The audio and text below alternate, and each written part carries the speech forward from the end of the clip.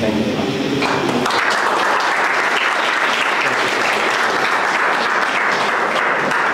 So thank you very much. I think I want to stand here to be able to see everybody while talking. Thanks, City, for inviting me to come, and thank you guys as well for being here. So my name is Tagbo Herman Roland Niepa, and I'm originally from Côte d'Ivoire, so I speak French as well, very well. But again, for the purpose of this talk, we're going to keep everything in English, since English is like the best way to communicate science. So this is a picture of my lab, and that was like a couple of years ago. So in the US, basically, when you have a research lab, every single, I think, term, you're going to take a picture of your student. And I decided to go somewhere to take a picture of my student. And you don't see me on this picture because by then I was already gone. And the student decided that they need to take a picture all by themselves. So they took this selfie, which was like the best representation of what was happening in my lab. Beautiful faces, people coming from different countries. Basically, that's the atmosphere that I'm trying to create at the University of Pittsburgh. Okay, let me see if this thing will work. Maybe not. Let's see. Okay, so I will start briefly about me. As I mentioned to you guys, I'm from Côte d'Ivoire. I shouldn't be writing Ivory Coast here because it's called Côte d'Ivoire.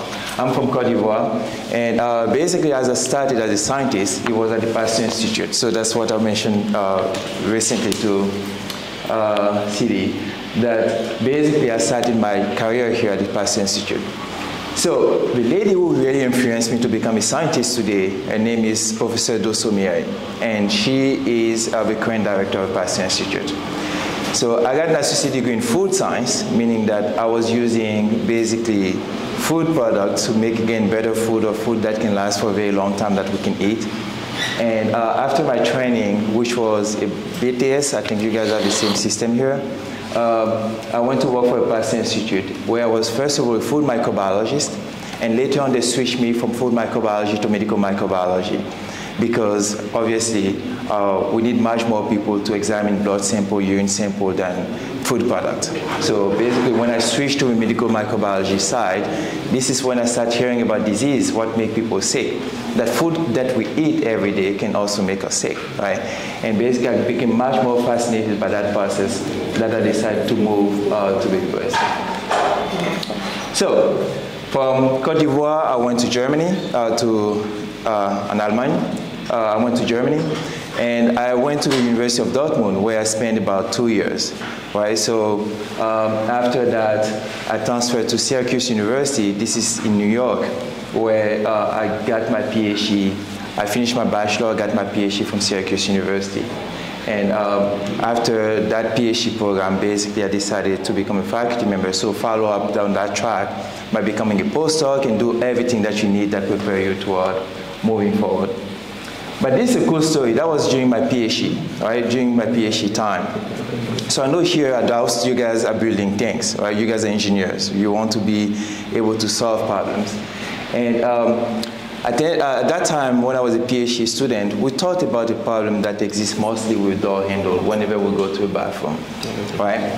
Basically, the main problem with bathroom is like nobody wants to touch your door handle, and sometimes you wait for somebody to come out and then you put your foot and you can, maybe your elbow so that you don't touch everything that can make you sick. And maybe COVID also make us realize how much germs are maybe transmitted and how we can get sick from that process. So this is how I came up with a team of friends. Some of them are design teams, teammates. And we decided that we're going to come with some type of innovation, basically creating a UV box that can shine UV lights on door handle so that we don't get contaminated with viruses, bacteria that get usually stuck to those handles. So when you use this type of blue light, the UVC light, basically you're able to destroy a bunch of bacteria. So we tested that in the lab, we worked, we built a company based on that, and basically we refined that process a bit more. Then we were on the news in New York, And then here, this part is mostly at the White House with the seal of the president here.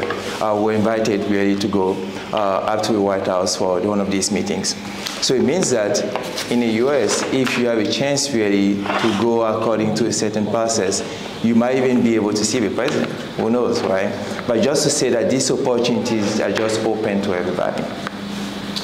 So, as I mentioned again, I moved from the Ivory Coast to Germany to the US, basically going from French to German to English. Just be part of that. Language is very much important, and I'm sure that's why you guys are all learning English here. So take that extremely seriously, because this is really what's going to open so many doors to you. And later on, after I moved to UPenn, I became an assistant professor. And doing my work as an assistant professor, mostly research, I got invited in London on this TV show to talk about what is the future of antibiotics, right? There's so many diseases today. People are using antibiotics, and basically the antibiotic resources that we have today are exhausted. Basically, there's no more antibiotic ready to solve many of the new emerging pathogen diseases that keep coming. And yeah, that's me in my spare time. I like to have fun, go to the sea to do some diving and also some water sports. I'm originally from the south of Ivory Coast, so basically we're very much exposed to water, just like here. You guys are very close to water, and I like water sports. So currently, I'm at the University of Pittsburgh, and the University of Pittsburgh in the US is called a research-intensive university. So usually there could be private or public schools, but it means that our main activity is not necessarily about teaching students only. I teach students only for 25% of my time. The other 75% I do research on it, right? Advanced research where we're trying to get something, and basically I'm going to show that. But this is Pittsburgh, and actually the whole image that you're seeing here represents a university. This is the main building of a university, and this is where it started. So originally when they started to build this building, they wanted that to be connected to any other building on campus. But then they ran out of money, and then it became like extremely obsolete ideas, and then they decided to move on to create different buildings. So my building is basically this one. I'm somewhere here on the 9th floor, and that's where the School of Engineering is, right? So today what I decided to talk to you guys about is basically how do you move from that level to become a researcher like me, or Professor CD, for instance, who went also to that process. The first thing that I want to say is like these opportunities are not necessarily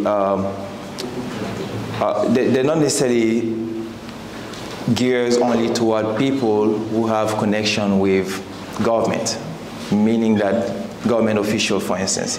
What I'm trying to say is that you don't need to be the son of a daughter of a president before you can have access to these opportunities.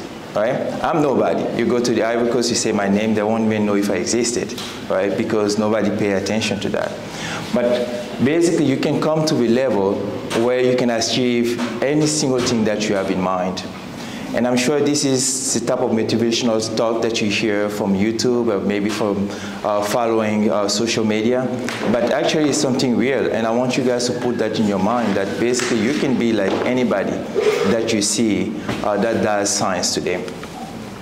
So this is what my lab mostly focuses on, microbes, right? And this is what I started with at the Pasteur Institute. So in my lab, we're interested into microbes of any kind. There could be viruses, there could be bacteria, there could be yeast. Basically, we're interested in each one of them. And this is what my path has been. I worked at the Pasteur Institute before getting to that point. I had a food degree science where I learned how to use food products. But then I realized that microbes were linked to that. That's what the Pasteur Institute taught me. When I moved to medical microbiology, then I decided to go to Germany to start studying deeper my understanding of microbes in general. So I started working on microbes that get attached to medical devices, and that cause many infections. And then, by the time I was about to be done with my Ph.D., basically I was interested into microbes that are most in the seawater. So in 2010, there's something that happened in the Gulf of Mexico. I'm not sure if that's something that was very familiar to you guys, but oil spill. right? So the BP oil spill happened for many months, almost 10 months. Oil was just spilling in the Gulf of Mexico. So basically, if you were living somewhere in Houston area, you will see this type of oil really on the sea. So imagine, you guys have a very beautiful beach here, but imagine that you have only oil on top of that. It's going to affect the marine's life, meaning that most of the fish will die from that process.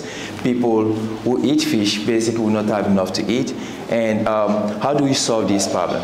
So I started being much more interested in bringing my contribution to that part by focusing on microbes that usually are involved in bioremediation of crude oil. So currently, because my lab is at a research-intensive university, what we do is mostly research.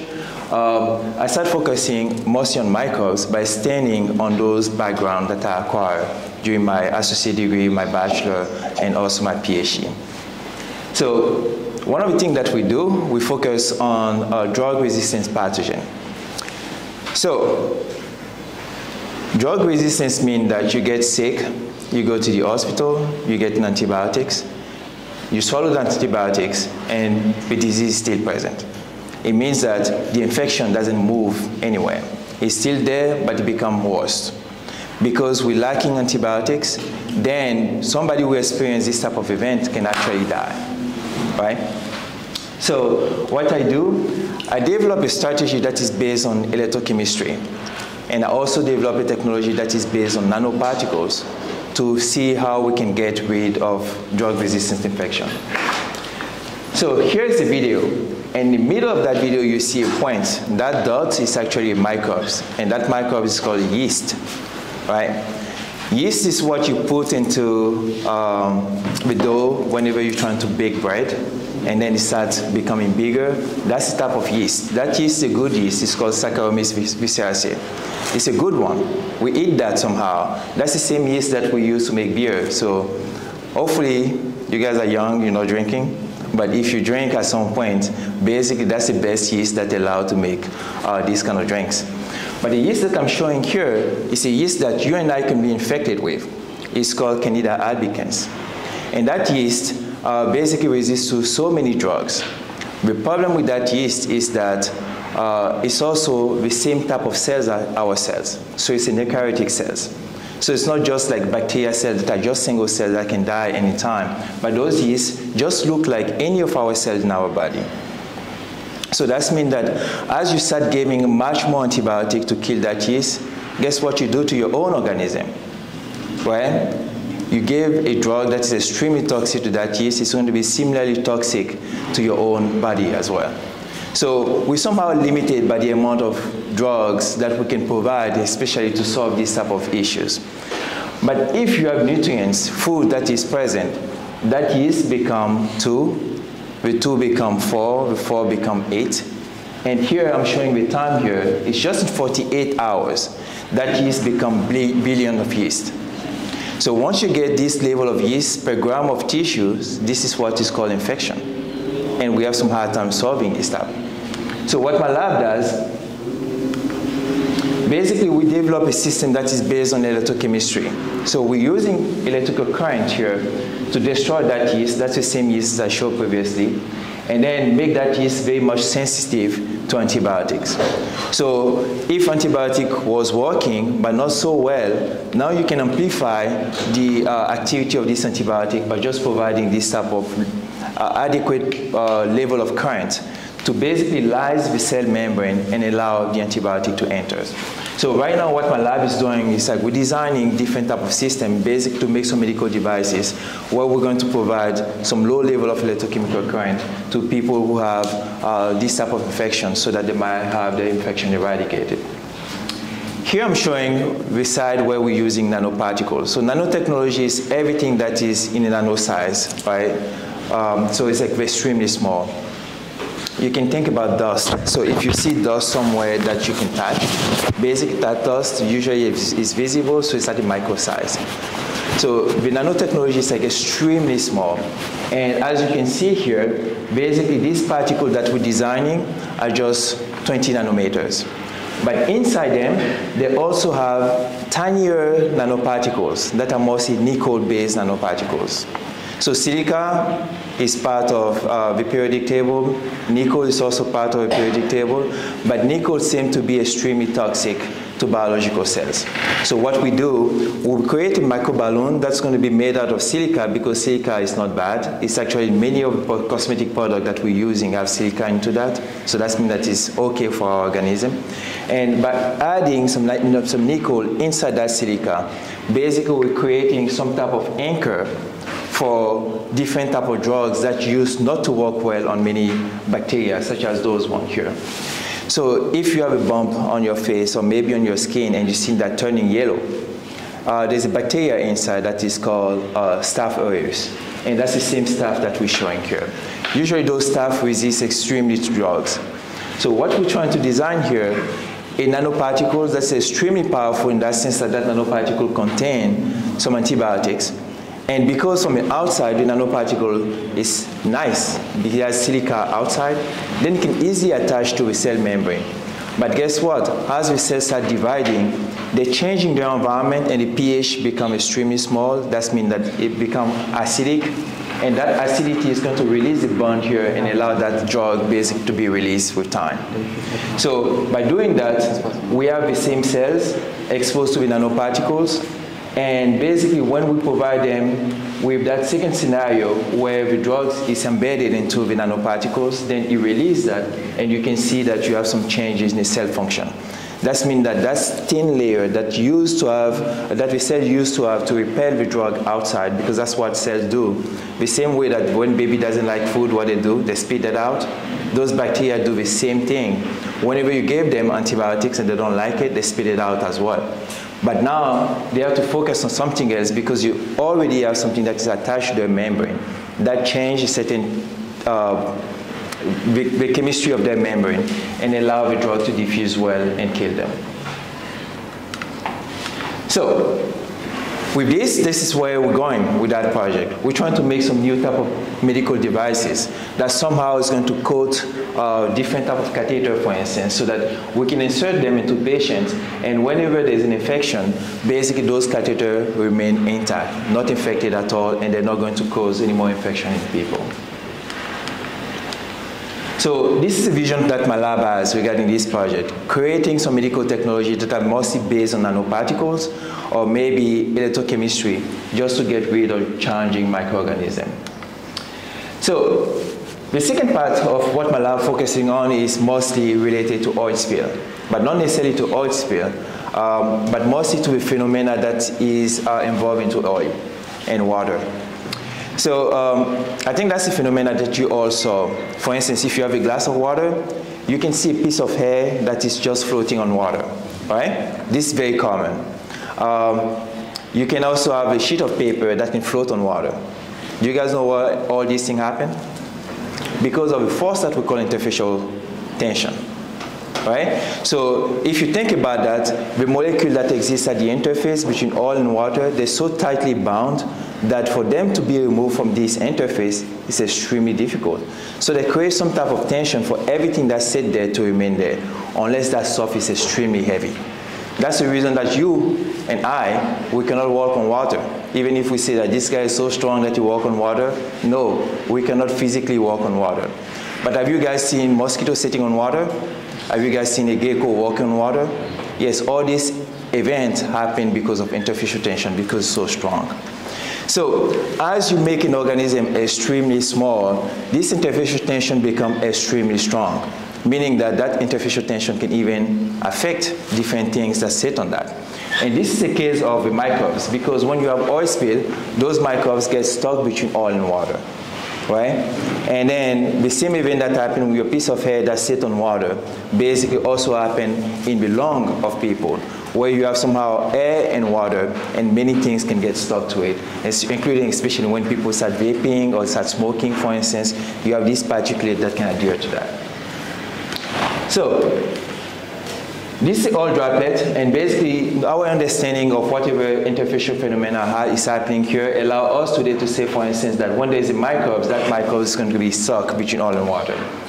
And we just wrote this paper and created this nice cartoon to explain exactly what is happening. Whenever you have oil and water and you have a bunch of bacteria that are around that, basically those bacteria will start talking to each other. They will start communicating. And you guys know the way that bacteria talk to each other? They don't have a mouth. So obviously they're using signals, right? The same way that you can do an eye blink and then tell somebody that it's time to go.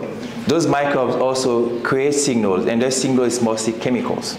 So that's what we're trying to illustrate here. And that chemical sometimes will be like, okay, let's work together, let's make a membrane. Let's make a membrane because this interfacial tension is so strong that it can destroy us. So let's make a membrane to better survive that environment. And when you come to oil spill, it becomes better.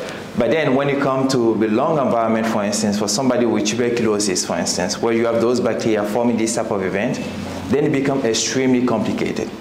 So our simple understanding of this interfacial phenomena really help us to determine today what is the best approach to get rid of microbes whenever they're infectious, for instance, that's in the lung of somebody, or whenever they're trying to help us to remediate to oil spill.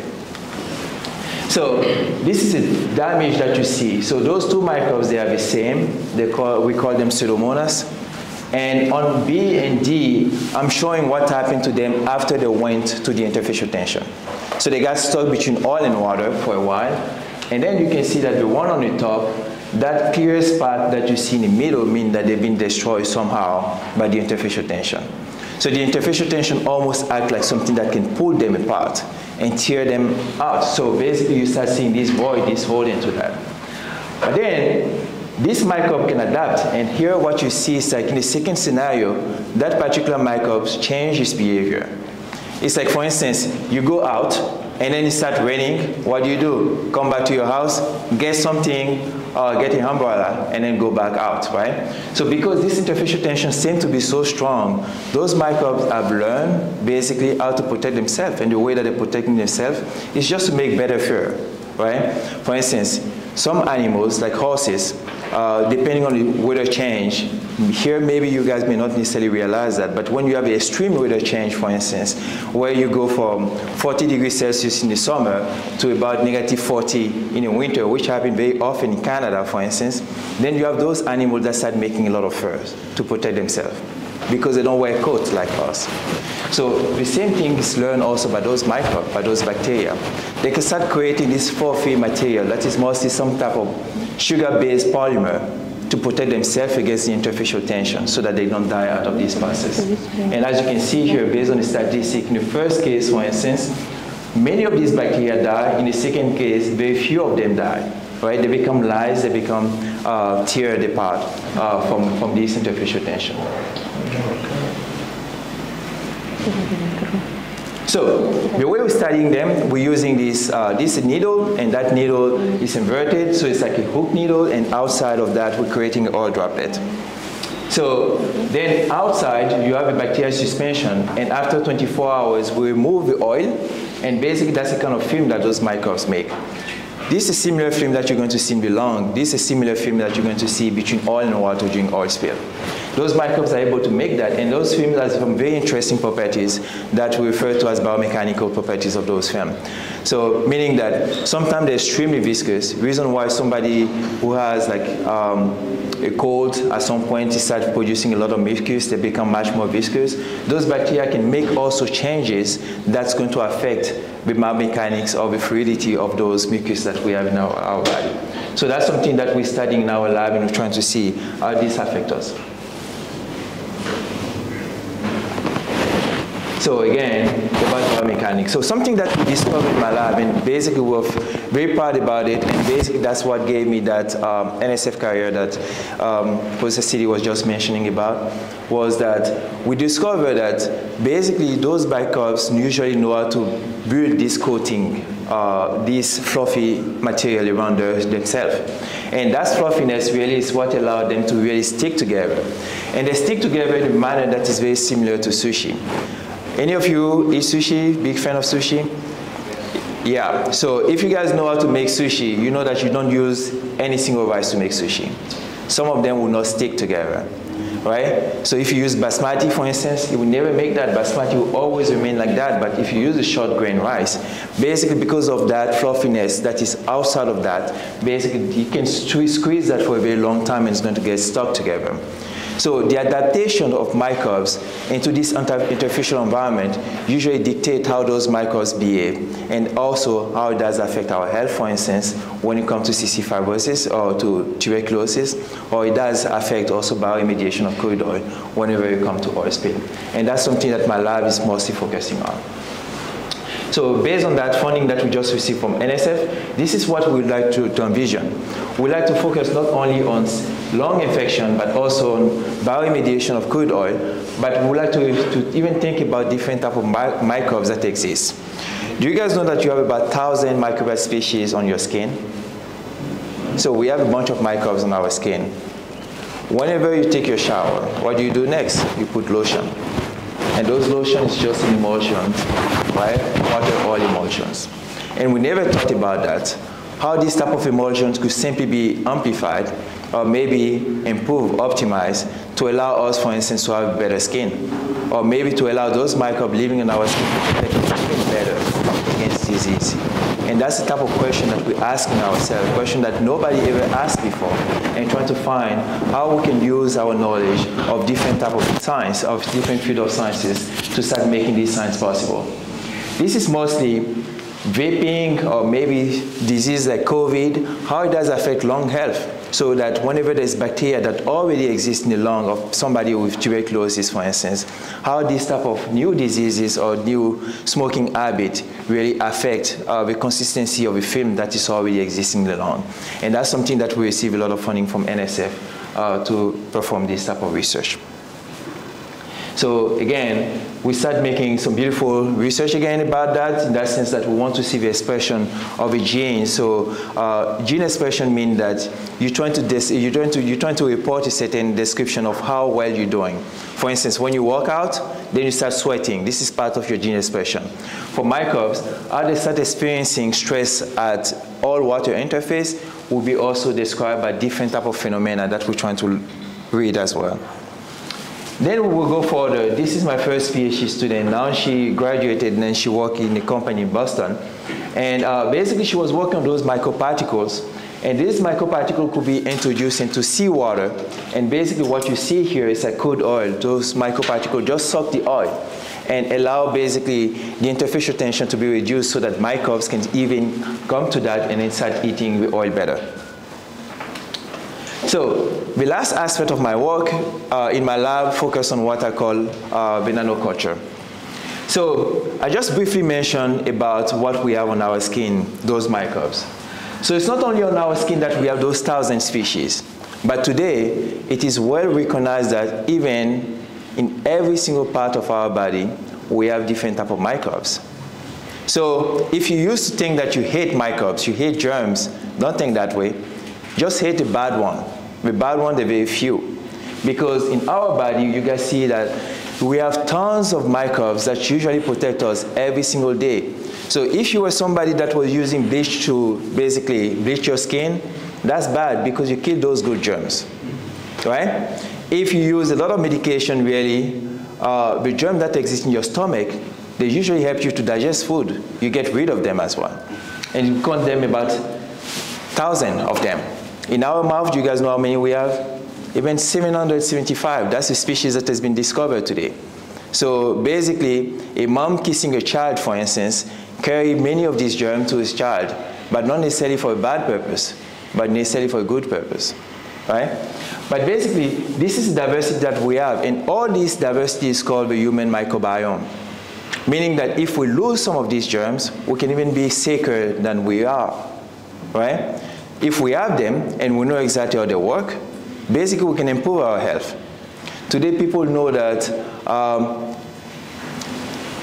it's so much difficult to deal with stress whenever you're hungry, right? That's what we always know about life.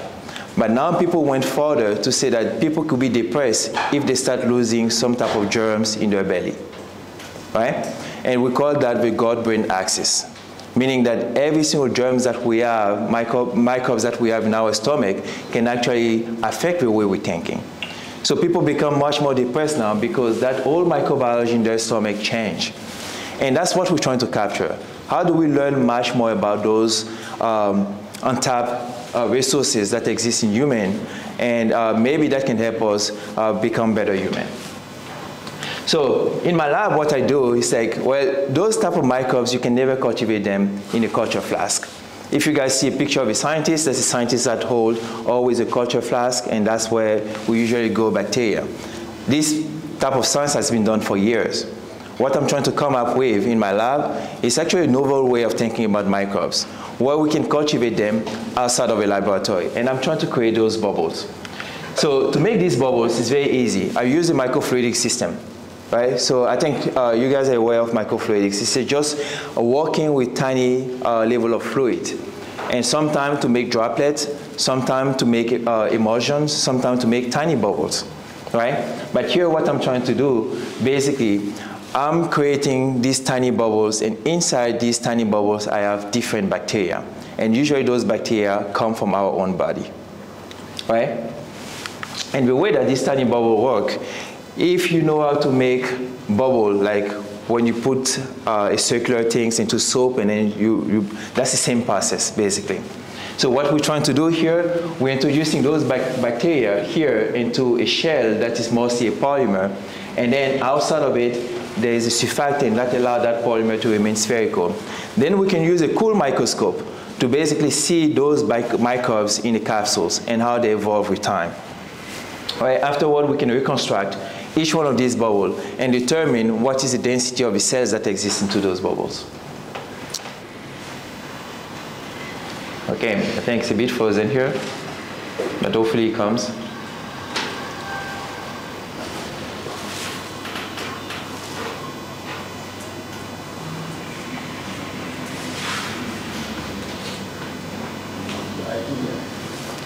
Okay, so currently this is something that one of my PhD students has been doing in my lab. She's studying multiple microbes that exist in the human body. In green you have one type, in red you have another type, and basically what she's doing here, she's trying to see how closely related those microbes are, right? So there's a lot of fundamental knowledge behind these type of studies, because we want to see if a human body is made out of billions of microbes, right? That's in terms of numbers, but in terms of diversity, thousands of diversity of microbes. Of course, they must be important, right? The reason that you're all sitting here together is just to form a community, right? You guys are not necessarily hurting each other, but instead you're helping each other. So if all these microbes exist already in our body, we need to know how each one of them help each other. And that's basically the type of science that we're building in my lab with those students, where we're trying to see exactly those population of microbes and how these population of microbes can sometimes be modified to the best of mankind. So recently, we published again another paper about the design of this type of confinement. They're just microsystem in which we put different type of microbes and trying to see how these microbes evolve. This student here was my second PhD student, and she comes from South Africa, right? I show a picture of another one from India, another one again from Pakistan. So I'm trying to make my lab extremely diverse. So that's means that in the next few years, I would love to see somebody from Senegal as well, from DAUST, to come again to my lab to work on those cool stuff. Right? And again, that same student from South Africa published this paper in which she showed a vision that we currently have in our lab in terms of studying this type of microbial diversity. Kiki is a bachelor student. She's from Nigeria. Right? She came in my lab as a microbiology student. She's not even an engineer. But she was very fascinated by the type of system that we're developing in our lab, so she decided to come to work with us. And she published this paper. It's in Biotechnology Advances. So in the US system, once you do your PhD in a research-intensive universities, or maybe lab like mine, basically we hope that every single finding is going to turn into papers, and every single papers basically could turn back into research money. So Kiki, again, a young student, almost your age, came to the lab, and basically she published the most impactful paper of my lab. Right? Those journals usually have a certain impact factor, and that's the most powerful paper that somebody ever published from my lab. And she was not even a PhD student yet. Right? But the vision beyond that was just to start collecting some dental samples to better understand those 700 species, how they interact among themselves, and how basically those 700 species could be better manipulated so that we can extract microbes that cause cavities and bad breath, kind of things like that, and maybe amplify the best of other microbes that can even affect human health. So something else that we're building in a lab, and we acquire a patent for that. So a patent is basically the right to perform a technology. So for instance, whoever make this submitted a patent, and basically that patent protects him to use this technology forever and to make money for about 15 years. So basically we created a patent here for one of these medical products that we can use at some point. So the simple concept beyond this medical technology is going to be that since we say that the microbes that we have in our gut are beneficial, that means they're good, they protect us against disease, why not storing some of these microbes at a time when we're all healthy?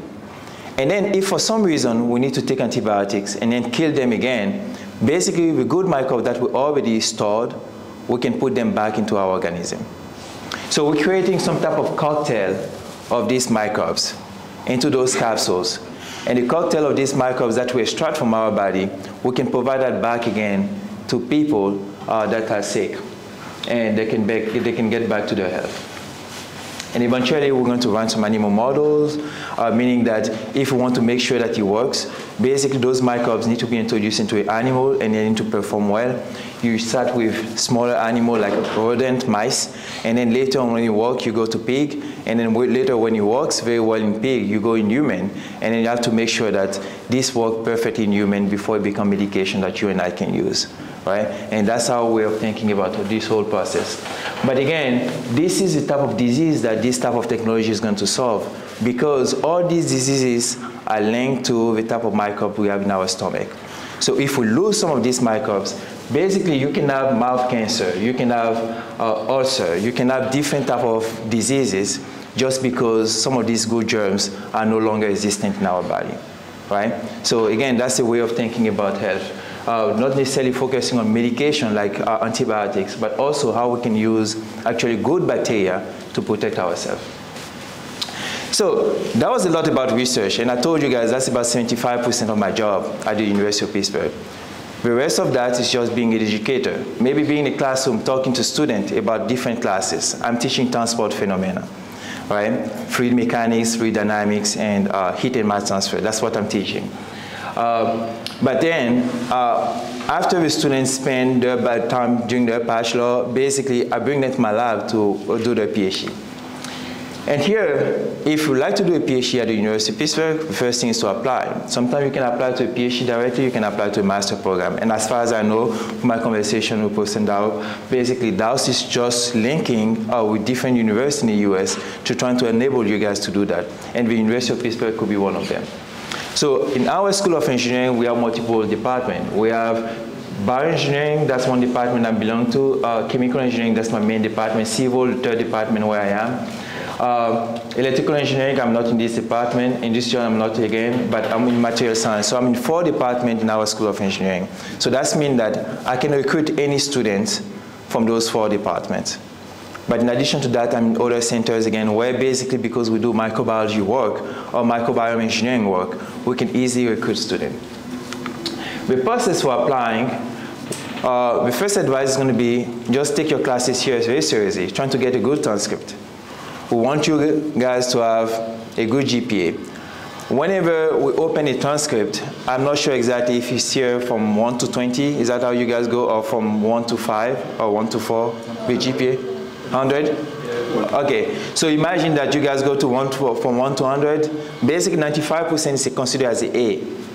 So a student who is usually A minus student will always get a second look for these applications, right? And again, not everybody does a PhD, right? So that we only select excellent students. The second thing is just to have a work experience. So if you guys have any type of lab work here, take this lab work seriously. If there's any way to... Can you say that one more time? Okay, so that means that you guys have a lab, you guys do some lab work here, right? We do projects. You guys do project. Okay, that's even better. Lab work means that you simply go and start washing dishes and stuff. I did my lab work. No, but if you work on project, take this project seriously. And sometimes ask yourself, can I even publish this project? I saw some cool stuff, for instance, like where students work here with different lab at MIT, trying to build things. If you guys are part of that, and you're not taking it seriously, basically you're losing just some chance, a good chance, I would say, to be in one of these higher institutions. Because that's stuff like that that we look for. I have a student who applied from Korea, and basically in her application, she couldn't mention everything, but at least she took pictures of stuff that she was involved in her project. And that picture was part of her portfolio. So she didn't have any publication to show me, that to show that, well, she knows how to do things, but at least her experience by working on a project allowed me, for instance, to identify her as being a good student. Because as we're opening all these applications, well, in our school, in our department, chemical engineering, we have about 400 applicants every semester. In bioengineering, because we're number 12 in the US, our school in Pittsburgh, our bioengineering department has more than 1,000 applicants. Okay, I'm busy already. If I have to go across these 1,000 applications to look for students, it's going to be extremely difficult. So the first thing that I want to see is like, what is that page I'm going to open, and I will say, oh, let me read here and see much more about this information. So that's stuff like that we're trying to recognize. And lab experience, good transcript help. Something else, honors. Right? If you guys are on a dean list, or maybe if you guys have some type of honor or getting a prize for being excellent, this needs to be listed also on your CV. Again, your CV is something important. You don't simply make a CV because you have to go and look for a job somewhere around, right? And that doesn't have to be last minute. You build your CV. What I mean by you build your CV is that if you want something to be written in your CV, you have to do it. Okay, I cannot say that, well, I am a physician, I'm curing cancer, and I'm curing all these things. I'm not, because I've never done that, right? So if you want something to appear on your CV, make sure that you do that stuff. And sometimes it's like little things, like being a teaching assistant, being a research assistant, by telling to your professor, for instance, that you want to be able to assist whenever he's teaching another class. Sometimes it's just about grading, learning that process. All these things will be things that you have to list on your CV that will matter so much for a university like ours, because we'll be looking at your application positively, right? Because you're going to differentiate yourself from other students. TOEFL and GRE. I'll focus first of all on TOEFL. So I'm from Côte d'Ivoire. You guys are from Senegal. We speak French. We're not English speakers, right? So no matter what, it's like from being from Senegal and from Ivory Coast, we have to prove that we can speak English. So I want to learn English. I learned English, and basically I have to take the TOEFL too before I went to a university to study. So that TOEFL is just a language requirement, but you guys are fortunate enough to be here at DAUST. So basically everything is taught in English to you guys. It should be much more easier to improve that and make sure that you get a good score. Because for institutions like those in the US, you're competing with students from China, with students from India, with students from Korea, that also learn the same thing as you, but you guys are not necessarily undervalued just because you speak English or you speak French. No, those students speak also other languages, but they go an extra mile to take English as something that can enable them to end up at those universities. So it's like, take that language very seriously, right? Again, I mentioned that part where I have to learn from French, I have to learn German, I have to learn English. Guess what? I was in my, I think, second or quatrième, I'm not sure. But I have to take English, I think, for the first time in sixième. I went to quatrième, I have to take German, I have to learn German. And I hated all these languages just because I was a scientist by heart. So I would love math, I would love biology, I would love physics. And then whenever there was class for English, guess what? I would leave the classroom. I was a bad student then. But it followed me later on, right? Because I have to learn German to go to Germany. Then when I have to move to the US, oh yeah, I have to learn English too. I have to go back and learn English again. So you guys don't have to go to that process, because here, everything is provided for you guys to learn English. And language is just like a road on a grass. As you use that much more, it's going to be printed. So if you guys want to use that part of your nerve in your brain to basically improve in English, just learn English and try to practice that every day. And practice that here among yourself. I'm sure you can speak Wolof, you can speak French to yourself here, right? But sometimes it's best to stop it. And you guys are in a school where everybody speaks English, you speak English, right? It's best to do that way. Now, for most of this application, oh, I forgot about the GRE. I forgot about the GRE because we don't need that to apply to our school. Right? In the past, it used to be important. But now, yeah, nobody cares about GRE. So if you don't have a GRE, basically apply. We just realized that students are not necessarily smart because they have a good GRE score. Whatever is needed really to excel in research, like in my lab, I want to see the motivation. I won't be every single day there to tell you guys, go to a lab, I need this data because I'm going to go somewhere and present that, right? Right now, while I'm speaking, my students are in the lab running experiment, and if I email them that I need this data, they might send it to me. That's the type of motivation that the GRE score will never provide, that we may want to see to your application, to whatever you did before. The statements speak for yourself when you're not present. At the University of Pittsburgh, we have 2 statements to write. Why do you want to do chemical engineering? That's one. And why do you need to go to the University of Pittsburgh? But for most of the school, it's just 1 statement. The statement are usually your story. You tell people about you. You tell people why is that important. Identifying professors, talking directly to those professors opens some doors. And that's what most of the students from other countries do. They reach out to us saying that we want to work with you. We saw your research. We read your paper. We're interested. And that's what we like to do. Do you have any spot for us? Once you identify those professors, trying to find a professor who has money, meaning that professor who got any award like mine, NSF award or maybe NIH award, because those professors receive funding from the government to pay for a PhD student. And that's something I want to say. For PhD, you don't pay. Basically, we pay you to go to school.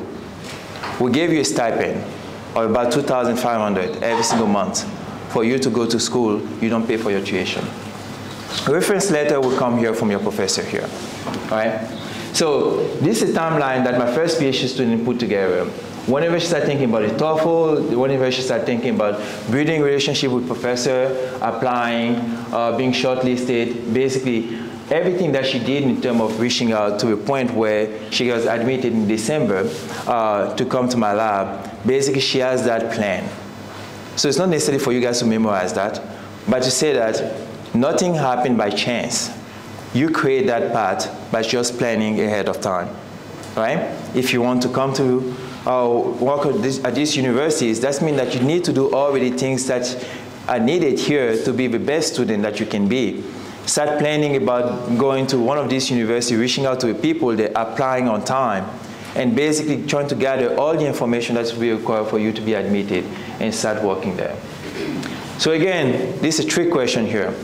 How expensive is a PhD program? Yeah. You don't pay for anything. Again, I didn't pay for my PhD. All the students in my lab do not pay anything for their PhD. I, as a faculty member, have to work hard to get money to pay for them and to pay them too while they're doing their PhD. So this is an example of these fundings. So basically, you can get funding from the government to give you $300,000. And these $300,000 cover about 5 PhD students for 5 years because it comes with other perks. This other, that was about $600,000, we cover about 2 PhD students for 5 years. Then this other one covered about 10 master's students or 30 master's students for 2 years. This other one here covered for 1 PhD student. And recently, the NIH funding that we received was $1.5 million. So basically, with that $1.5 million, I can cover 6 PhD students, right, for 5 years. And that's the amount of money that we receive from the government. And guess what? Why the government has to give us all this money? That's the National Science Foundation, or maybe NIH, which is the National Institute of Health. What they gave this money because they think that, they believe that the science that we're doing might contribute to health at some point. And that's the reason that while selecting students, we want to make sure that students that have the same vision as well to contributing to health come and join our program. So currently, this is a mosaic of my lab. Everybody that is circled here in blue are all PhD students.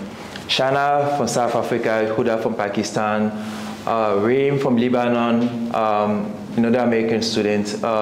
Then another one from Korea, 2 from Iran, 1 from Puerto Rico, again, another one from Pakistan.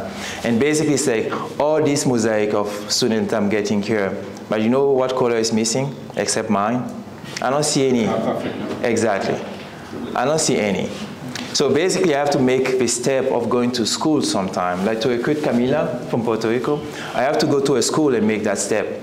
Right now, I have friends that are other school where I can see some African students, and that's the reason that I'm here as well, to tell you guys that this is accessible to you guys.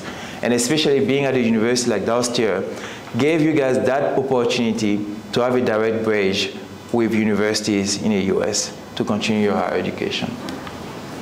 So with this, I'm going to thank you, and I will take any questions you guys have.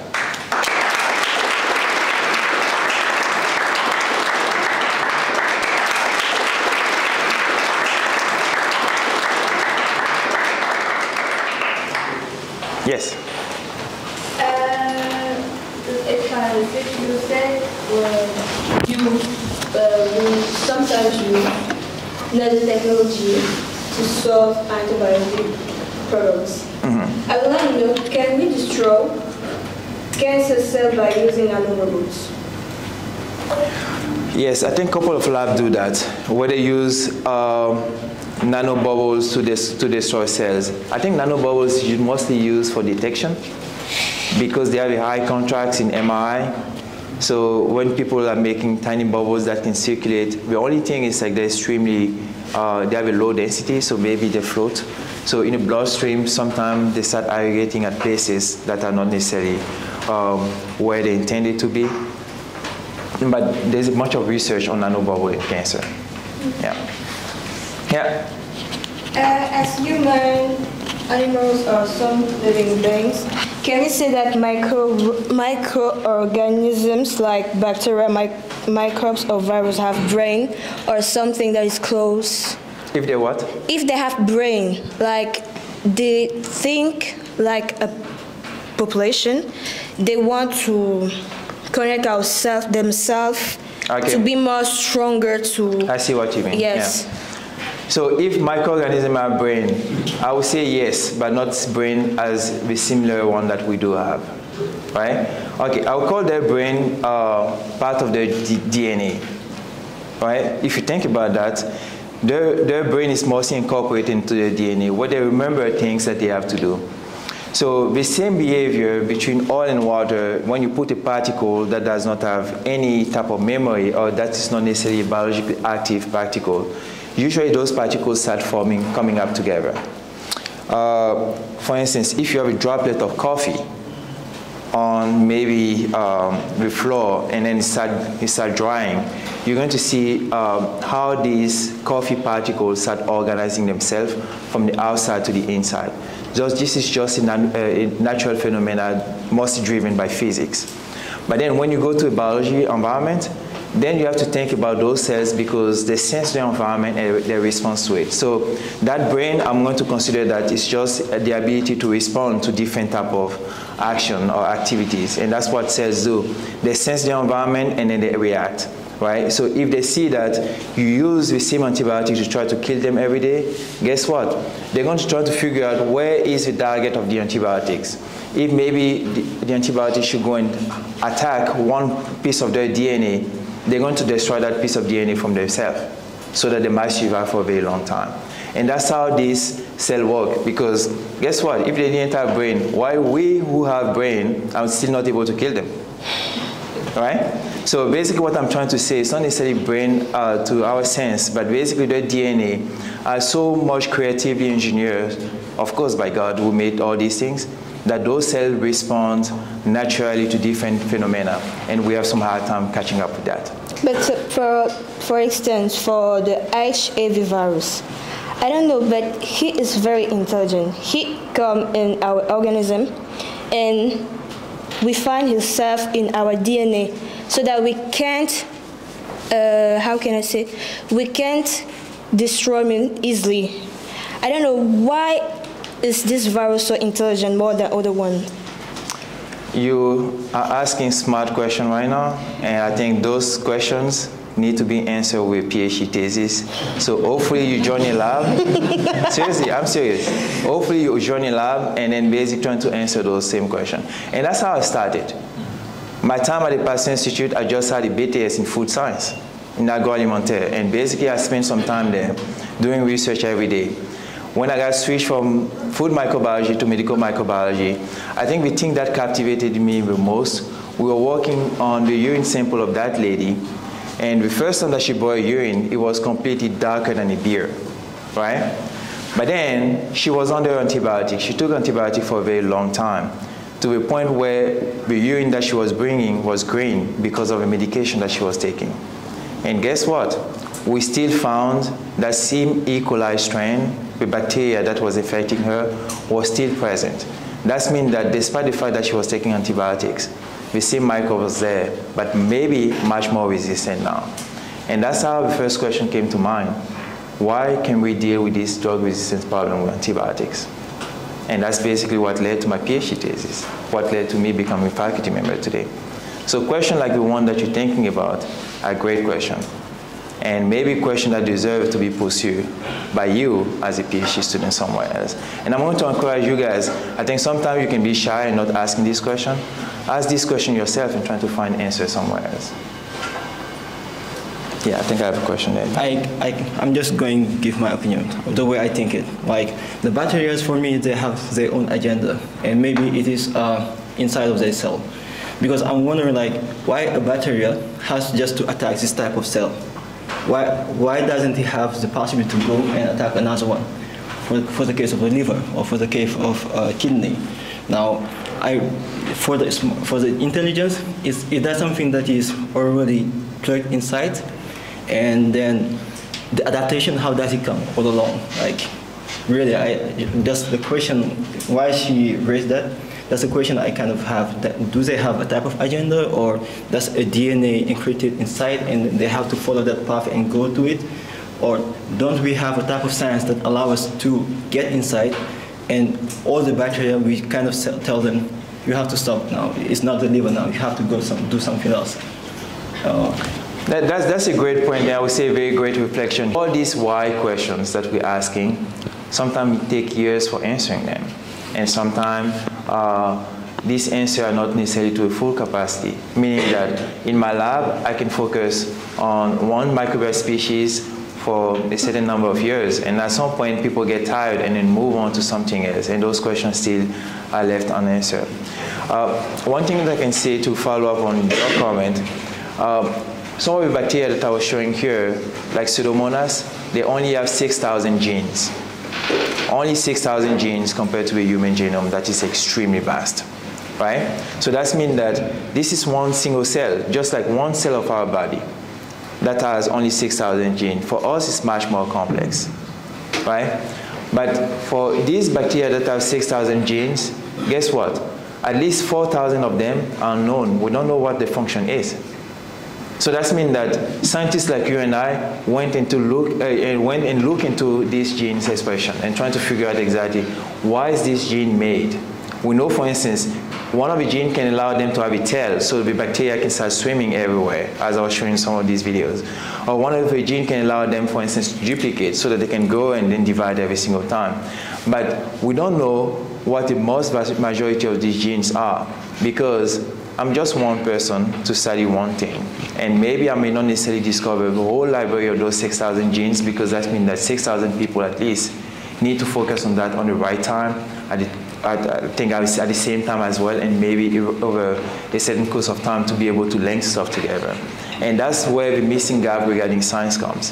When it comes to biology, it becomes much more difficult and challenging because the precision doesn't necessarily exist like in other fields. And that's the reason that we're still dealing with health issues, because we can't solve them all by ourselves. Our contribution will always be minimal, but sometimes it could be tremendously spiked by new discovery, for instance, like how people start discovering even the COVID vaccine. I know many people did not take a COVID vaccine when even it was out. I had some issue with that, but afterward, when we start taking it, we realized that it works. People stop dying, for instance, in New York City, where people have to put, for instance, chalk outside of the hospital just to put those bodies. It didn't affect most of the African countries here, but back there, people were so much affected. That new discovery really helps slow that process. So things like viruses, like HIV viruses, or maybe bacteria that has tons of unknown genes, basically, people need to focus on that at some point. At least know how to solve them, how to cure them. Or maybe trying to take another approach like the one that I take in the last presentation when I was saying that I'm using those microbes actually to fight each other because they already exist in our organism and they know exactly how to destroy bad pathogens. So why not using them, right? So it's like different approach that different lab takes, but depending on your interest as a potential PhD student, that's where you're going to start taking one of these questions and move to a certain field and work. So how writing has been to my English, to my career in general. Basically, to be a professor, you need to be able to, especially if that's a research-intensive university, you need to be able to teach, to write papers, to write proposal. Proposal is like whenever we're requesting funding from the government to support research going on in our lab. So, am I a good writer? I would say maybe not. But writing becomes fun whenever you have an incentive for that. So whenever I start making this big money from NSF, yes, I like writing. It's like, yeah, it's fabulous, right? When I start making that money from NIH, oh yeah, writing is even the best thing I've done. Now I don't even want to go to a lab anymore. I just want to sit in my office and then trying to put that word in the other word and then just make a sentence and then just write this proposal. So that's the way that we're thinking about it. Sometimes you need to see the incentive behind learning this. Okay, I'm from Côte d'Ivoire. My dad is from one region in the south of Côte d'Ivoire where he speaks Kumen. My mom speaks Bete. If you guys know Long Babo ethnic group, that's basically where she's from. And at home, both of them, they spoke their own languages and we never had a chance to learn any other language. Right? Because my mom would not speak my dad's language, my dad would not speak my mom's language. So basically, like many of you guys today, we only ended up learning French. At least for you, I would assume that maybe 90% of everybody sitting here can speak Wolof in addition to that.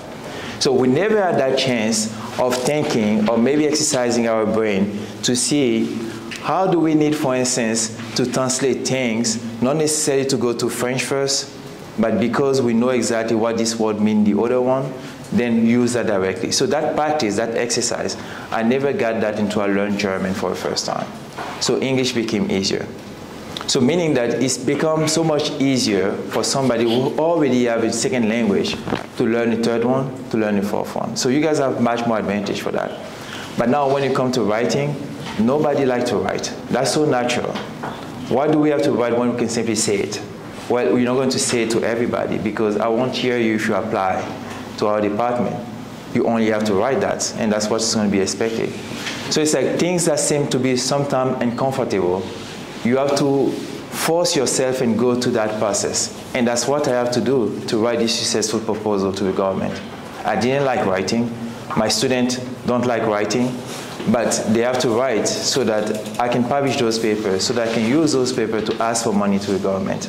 And basically that's how the circle is.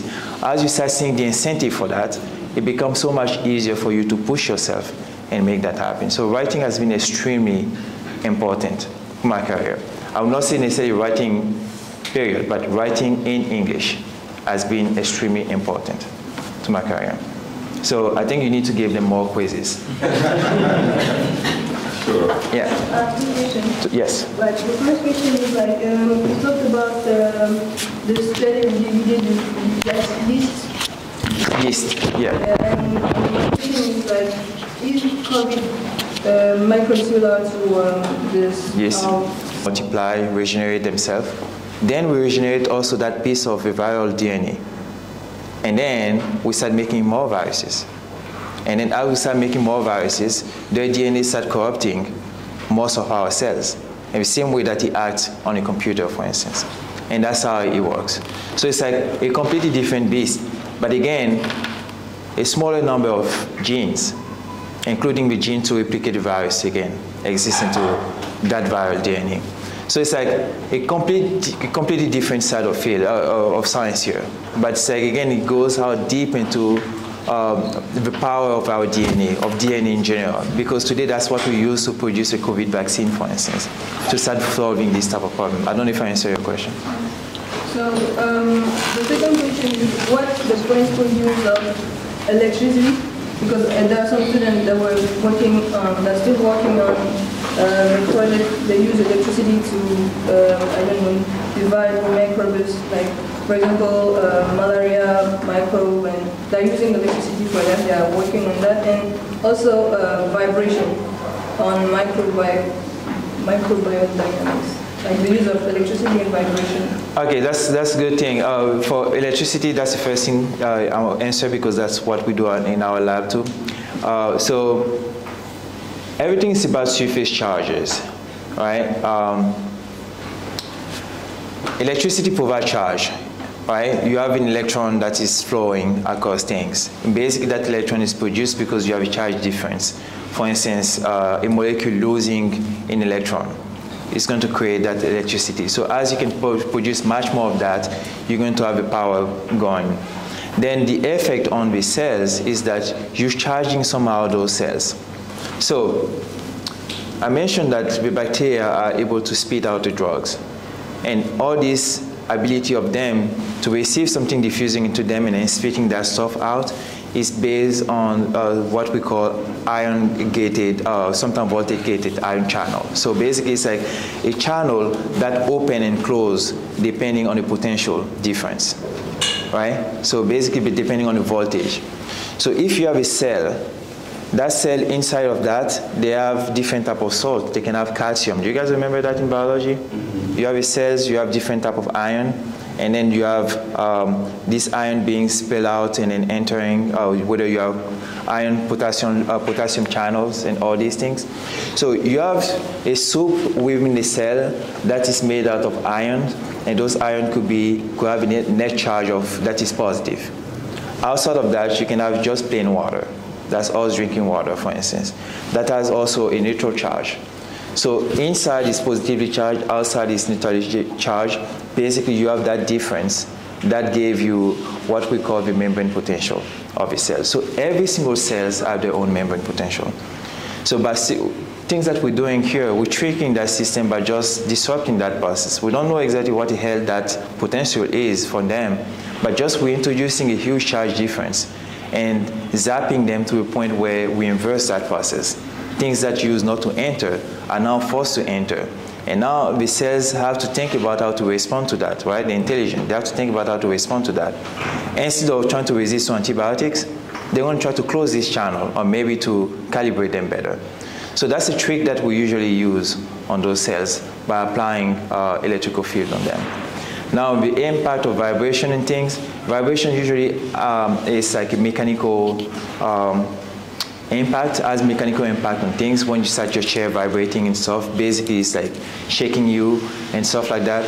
You may have this type of incidence as well on cells, but again, at this micro level, it may not necessarily be extremely significant, right? Because that's not the level where gravity starts affecting them a lot. Right, so you can vibrate that system how much you want, but it's going to have much more impact on your own cells. And maybe the other impact that might be detrimental, it might disperse those bacteria to different places.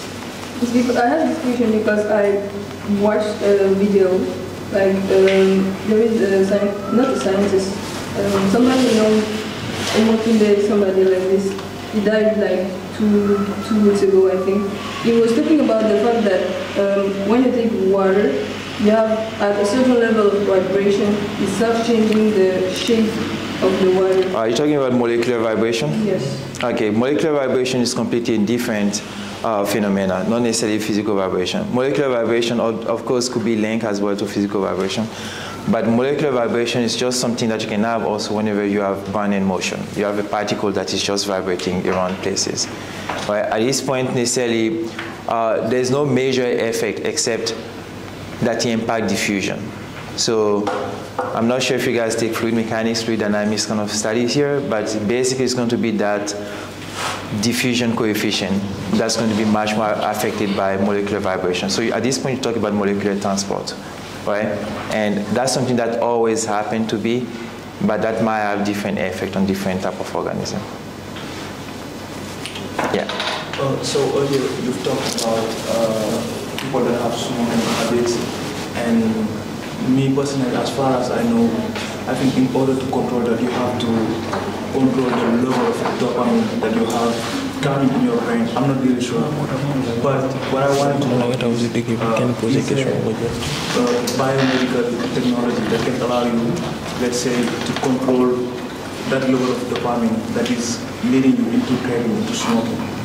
So I'm not sure. I'm not necessarily very much involved into that field, so I wouldn't know exactly. But I know today there's nicotine patch that people use just to be able to control that.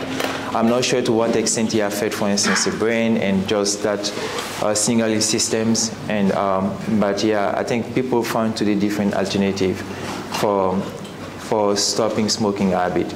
Sometimes some of them could be great, others could be worse. By creating vaping now, they say, well, it's no longer smoke, but it's like, I don't know, vape, and whatever it is, I feel like it's just sometimes changing the problem to another place, but people are creating different type of technology today, and this is not my research field. Yeah. So I will give the words to the speaker first. So thank you, Niepa, for this great presentation. And I will do the same as Bacterial, meaning when professors ask a question, most of the time they're looking for confirmation. Yeah. There are things they would like to explain to students. Sometimes they have hard time to understand those things.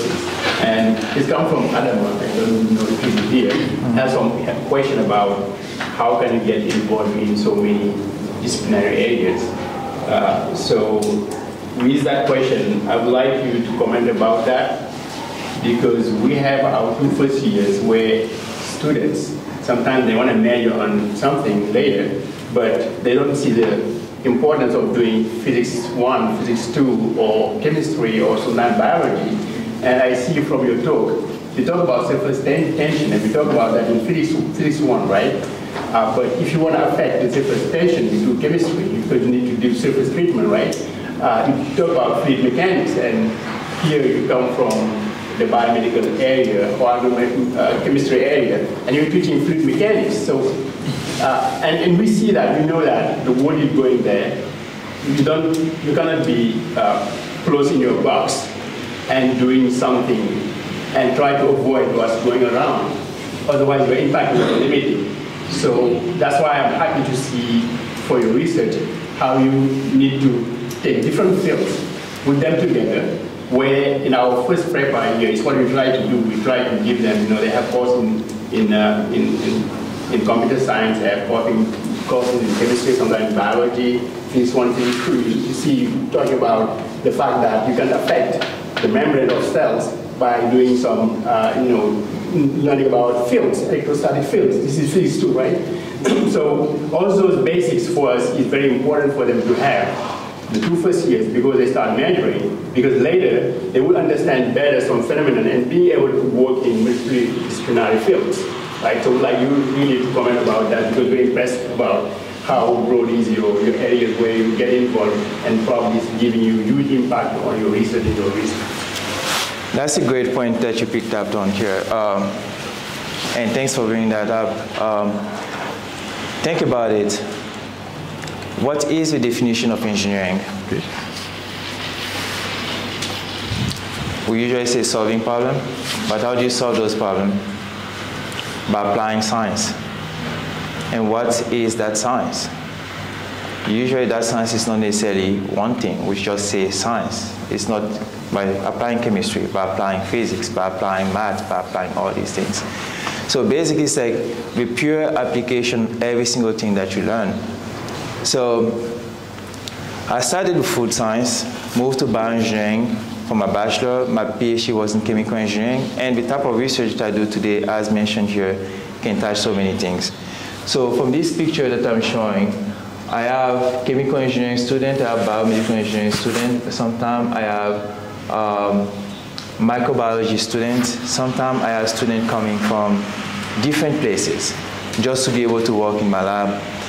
And the main goal of that is like, the first picture that I showed you was microbes in between, right? It wasn't about food science. It wasn't about bioengineering. It wasn't about chemical engineering, which are the degree that I acquired. But basically, for across all this training, I did learn different fields of science that defined me today as an engineer, right? So at some point when I was applying to become a professor, I went to many universities who told me that, that's interesting what you do. Are you a chemical engineer or are you a bioengineer? And that's when I was interviewing, for instance, into a bioengineering department. They wanted me to acknowledge that I was a chemical engineer. Maybe I don't deserve to be in their department. And then the same people did something else when I went to a chemical engineering department applying for a chemical engineering position. Are you a bioengineer or are you a chemical engineer? At some point I have to define myself. I say, listen, I'm a biointerface engineer. You go and define how you want that for that. So if you really want to offer me a job, you might need as well to create a new biointerface engineering department for me, which you're not going to do. So basically I can fit anywhere. Right? Just because I was trying to use different fields of science, really. So all these students, when they come to my lab, I don't require from them to have any previous knowledge of something. The only thing that I require from them, I told you that. It starts with M, motivation. Because if you're extremely motivated, this other stuff, you're going to dig into that. This second student here that I'm showing, Huda, she came with a chemical engineering degree in my lab. The first time in my lab, she didn't even know how to hold a pipette, right? She didn't know how to move from 1,000 microliter to 1 milliliter, which is basically the same. She has some hard time thinking about that, right? But she is the one who is basically the architect beyond this microcapsule study. She came when she was in undergrad, right? She came as a summer student, first time, second time, third time. Before she came to do a Ph.D., she already had one paper that she published. How much did she know about that? Not that much. But she started mixing polymer to work with microbiology. And today, what she's working on, she's using actually a science, maybe a science background to make this type of microcapsule magnetic. So she's magnetizing them, a field that we never learned about. Maybe we saw briefly sometime in physics. She started going more into magnetism and trying to understand exactly how this can affect her research. And as part of the last story that I showed you guys, things that we're trying to move toward is actually machine learning. I'm talking about using, for instance, 1,000 microbes that exist in the gut to understand how these microbes affect our health. Well, I don't even know what these 1,000 microbes are. I can't even call the name of 10 of them. At some point, computers all store this information. Why don't we interrogate a computer, for instance, to give us these answers about those genes, those 5,000 genes? And basically, that's what we're trying to do, trying to get to the bottom of it by just dragging every single information that we need as an investigator, right? Trying to get this information from open sources or maybe from different places that has that information. So I do not necessarily require everybody to know everything because I don't know everything. I only know a piece of information, but I know my story well in that sense that I use this piece of information to put together a story that is mostly focused on microbes. And if you ask me if I'm a microbiologist, I would say, no, I'm not a microbiologist. Because I don't do the same type of molecular microbiology that people do by changing genes and trying to play around DNA and stuff like that. That's not what I do. My point is that I want to solve problems. And whatever that piece of knowledge that I acquired in the past that's going to allow me to solve this problem. That's what I'm trying to drag. And that's what I'm trying to get as well from students coming from my lab. So it's important to be multidisciplinary because we don't work in a bubble, as you mentioned. And a single field cannot solve the world problem. All right. So we have one more question, maximum two more. Two more, okay. We could be here for a while. Yeah, so we'll take one more. What I was asking, then we can All right, so. Liz, you were pointing the fact that like the destruction of some microbes can like lead to depression. Like I would like to know like what's the link between the microbe and mental health? What is the link between the microbial makeup, you said, and the mental health? Okay, so that's a good question that you're asking here. So that's a completely brand new field. So it's like one of those things that was discovered in the past 10 years, and people are keep digging into that. So maybe even people who publish papers regarding that are just new, fresh PhD students. But I can give you like a broad idea behind that. So, you know, when you're afraid, there's something that you want to do, whether run or fight. right? So this is based on this hormonal change. So we have tiny chemicals in our body that trigger a certain response from us. Okay. Many of these bacteria are also making small molecules. They're making these tiny molecules.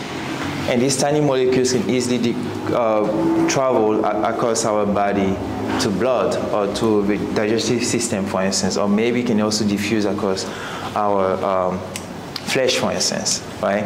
And many of these molecules has been found actually to be produced by microbes existing in our gut that can naturally travel to our brain and make us happy or make us sad, right? So people have been trying to discover those molecules. And there's like some relevant molecules like that are known to be made by different clusters of microorganisms that people now today realize that they're part of our happiness or maybe our sadness, right? And that's where the link comes from. So as you start losing this microorganism, it's more likely that it might change your behavior, right? And today, especially the US military, is extremely invested into type of science like that. Can you imagine what happened before an exam? Then your stomach starts growling and stuff like that. So that's how stress affects our brain, our gut. But also the inverse exists, where the stress that we have in our gut can also be, alter the microbial dynamics that we have in our stomach and also change our brain. So people understand that today, but it's a new science that still needs to be pursued. Yes, one last question for me. Okay. Looking at this picture, we see that we have a larger number of girls than boys, you know. Yeah. How do you account for this gender ratio imbalance? That's a very good question. So I got this question many times, especially with people focusing on my lab. So currently in blue, you have a PhD student. 1, 2, 3, 4, 5, 6. Now this guy is the latest guy that I hired because of this kind of question. Oh, I'm kidding here. But it's like, at some point you become a self-sourced system. Basically, I don't influence that process as well, who come to my lab. In yellow, I'm an undergraduate student, so currently there's 4 girls that I have in my lab. So Nina was the first girl that was there for a long time. And basically she took my class and convinced Sena, who is also another one who took a class, or my class, to come to my lab to work. And Malena is their friend, and then they asked the third friend over there to come and talk to me. So I feel like that's a soft-sorting system where those students talk to each other and say, hey, he's a very nice guy. I mean, it's like, well, being black in the US is already a problem, but then being black as a faculty in the US is even more challenging because I'm the only black assistant professor in the School of Engineering that has about 160 faculty members. Oh. So basically, I mean, this is like beautiful to see only black students here. No white, right? Okay, that's the inverse on the other side. So it comes with some level of complexities to it, right? Because many of these students maybe never saw any black professor like you guys did. And it comes with some level of challenges for them to accept and make that decision. So sometimes like, that's not something that people openly talk about, but at the end, it affects the sorting process or maybe the decision process as to what students need to come to your lab. So my first 2 PhD students were female. Huda came as a 3rd PhD student. Then I was trying to hire some students that never stayed to my lab. Reem, I went to Lebanon. I have one of my nephew who lives in Lebanon, so I went to visit him and then gave a talk like I did here to American University of Beirut. And then right after that, she came to me, hey, I want to work in your lab. Then I invited her to apply. Then the other girls basically just decided to come just work in my lab. And yeah, I think it's beautiful to have, especially women today in science, and then basically to voicing their opinion by doing science. And I'm happy to support that process. And to be honest, I don't even want to think about any negativity when it comes to gender, when it comes to why many female are in your lab compared to men. But one bias could be also that I'm doing microbiology work, right? So if I'm part of a chemical engineering department, it's more likely that this is friendlier to women. because they don't have to lift something heavy, they don't have to walk under a pipe and trying to fix stuff. They just think, sit down, and then trying to make that science happen with their hand, which seems to be sometimes convenient, right? I'm not sure if there's any other aspect beyond that in my way of managing women. So I have 2 daughters, 12 and 14-year-olds, so I have women at home. I have my wife, and I also have my mom who lives with me. So that's like 4 women. So I don't know if I'm good at managing women, but right now somebody was telling me that maybe you need to have a boy. I said, I don't need any boy to come here and disturb a peace at home. So yeah, I want to see how these boys act when you come to my lab starting in January. So if you gave me like the impression that boys could be good too, maybe I'm going to try to get more boys in my lab and more boys at home as well. But Daniel is a high school student. So that means that high school means that your attention. I want you to please re-emphasize for our students how important it is to be persistent, to be like go-getters, not to be shy, stay in your corners, but to be really open to go get what you want, to be proactive in whatever you want. Please, I would like you to, expand more on that. Okay, that's a good question. Do you guys see how many emails you are not read? 12,000? Okay, so continue to send those emails. Because if you don't, I'll tell you what's going to happen. They're going to sit just like that. So to start having this attention, just push those emails. Okay, so within this semester, I'm teaching a 6th credit class. So that means I'm teaching on Monday, Wednesday, and Friday, and we have recitation on Tuesday for 2 hours, a class that's extremely complicated.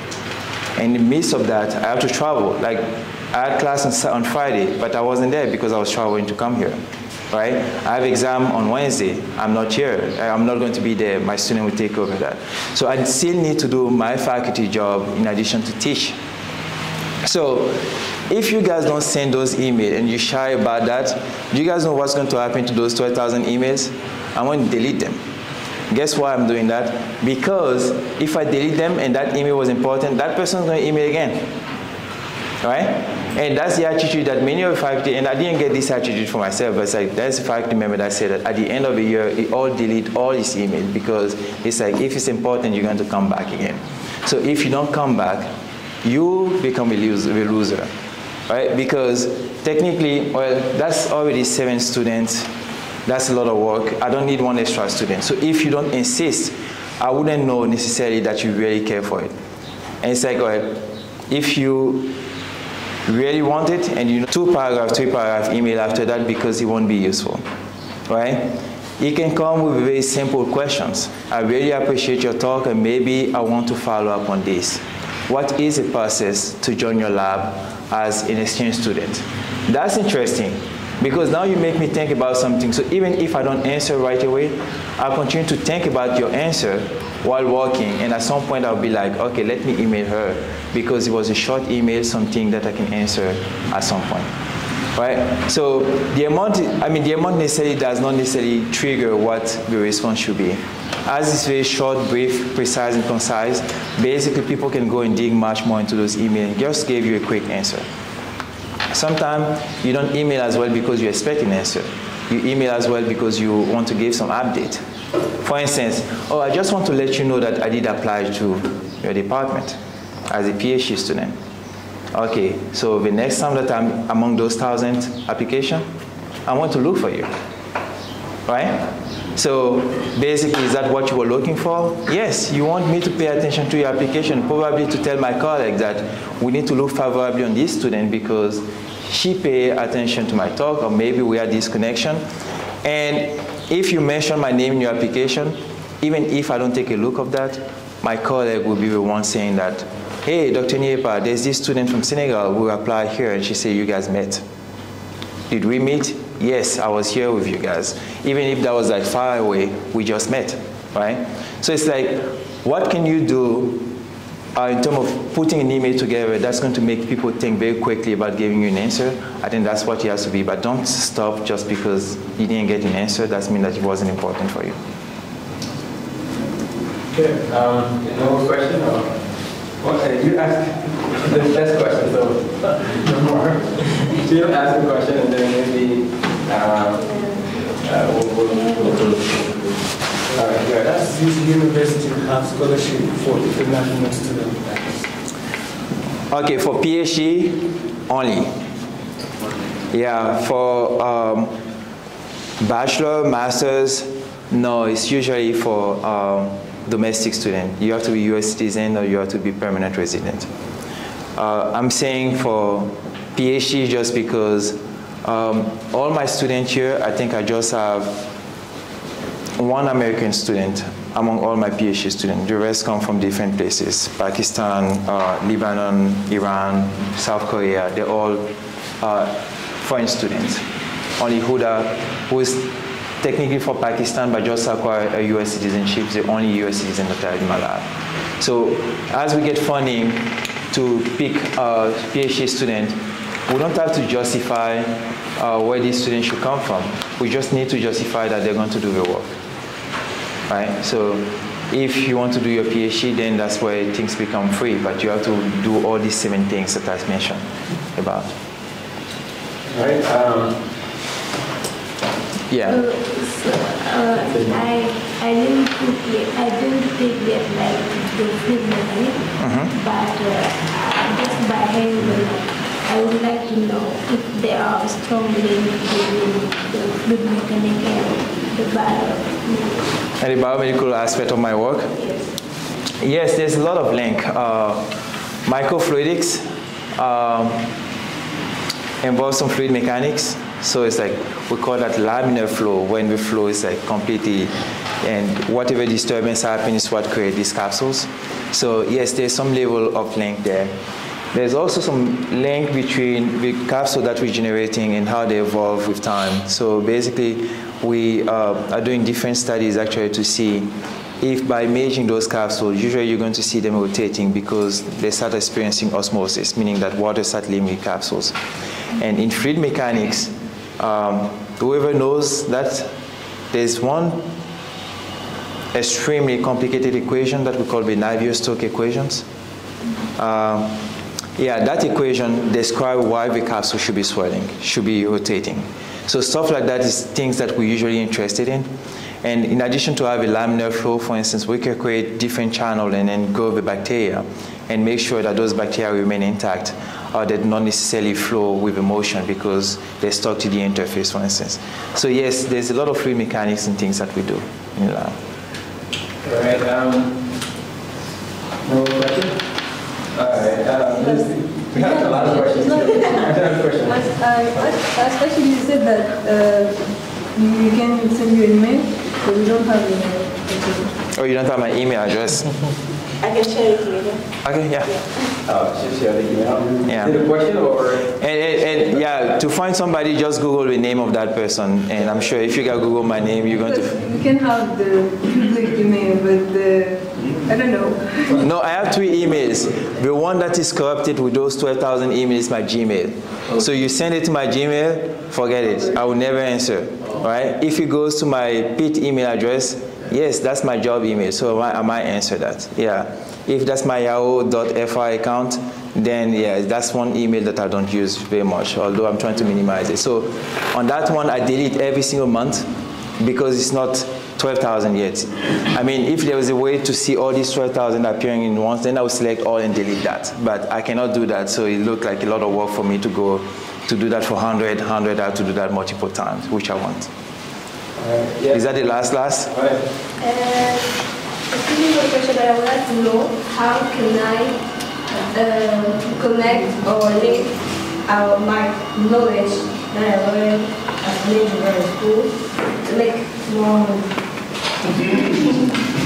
That's funny. Nobody asked a question about money. Thank you for asking that. So how do you make money with your brain? By being an engineer. So in the US, the good thing is people with an engineering degree sometimes make a lot of money. I don't say professors. Yeah, our students make much more money than us. Sometimes even our bachelor students make much more money than us. So you don't necessarily become professor because you want to be rich. Right? You want to build this brain capacity and do whatever you want with that. That's the freedom that I have as a professor, that I can do whatever I want in terms of research. If I think about something new, I can do that, right? But it's also funny that we don't make money because we have a brain power to make so. So you ask me a question that I need to ask myself too, how I can be rich with my brain. And I feel like, yeah, I will go and start working on that on my next thesis. Like, yeah, I need to be rich. So the next time when you're going to see me, maybe I will have a lot of money because I thought about solving your questions.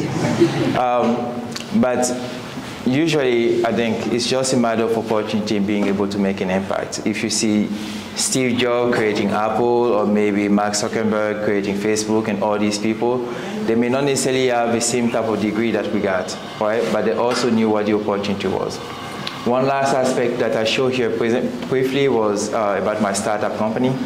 So that idea where I start with some of my lab mates, teammates, and then created this UV box and then went to the White House and stuff, we turned that into a company. So at some point we make a lot of money from different type of venture capitalists. We got almost like more than $10 million supporting that research ideas.